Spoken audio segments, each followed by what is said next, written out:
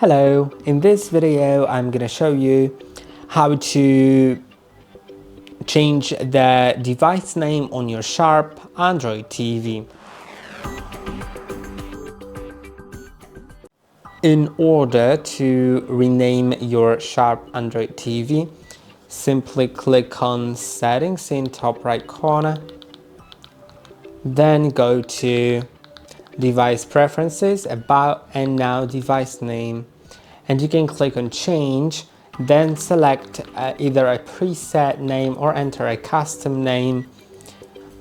I'll probably just enter a custom name, something short like Sharp, for example.